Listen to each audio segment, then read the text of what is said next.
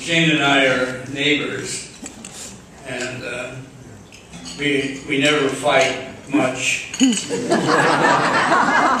And I was going to have to say somebody called me from the Irish American Democratic Club and said that Jane wanted me to say a few words, and nice words. And I said, that's a big hurdle.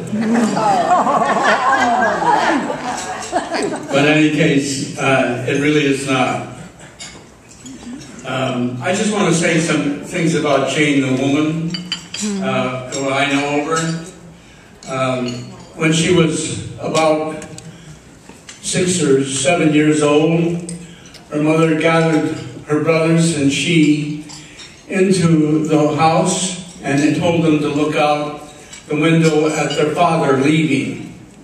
And Jane's mother said to them, look closely, because you probably will never see him again. And so they did. And Jane, I don't think to this day, ever saw her father again. So her mother had to start, in the beginning of the Depression, to raise the rest of her family. Both she was responsible for the food they drank, or food they ate, things they drank, and the place they lived. And it took a strong-willed and creative woman to do that. They had cows, and her brothers milked the cows, but the bank came along, and because they couldn't pay the rent on the property, the bank came along and took the cows away. That left the mother without any source of income. She turned to boutiques, and she turned to cleaning and to sewing.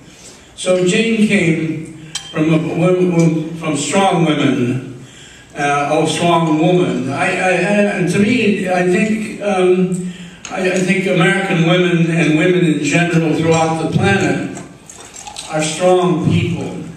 They have to be. And Jane is a strong person, and she picked up on some of those traits.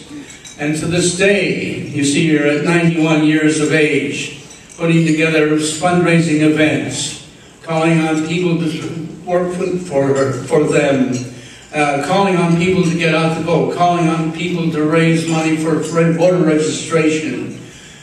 She's a tireless worker. She's a devoted worker. She's a wonderful friend and a great neighbor. I'm very pleased to be with her today. Yay!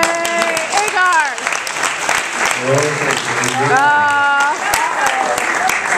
Well, as a woman, I always want to get the last word. Actually, my papa left home when I was 3 years old, and my mother sold the 2 farms and moved us to Stillwater, Oklahoma. We were living on a farm in southwestern Oklahoma. I was born on a cotton farm there. And so she moved us to Stillwater because they had a college there, and she wanted all of her kids to graduate from college, which we did.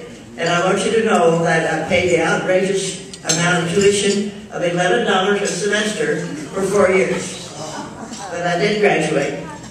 And I wanted to say about Agar, while I was getting credit for waltzing around with Jack Kennedy all over the state, Agar was chair of the Democratic Party, as he was for many, many years, and he was registering voters and getting out the vote for Jack Kennedy in San Francisco, because we get a big vote here, bigger vote here than we do elsewhere in the state. So thank you, Agar, for helping elect Jack Kennedy. Yay! Agar!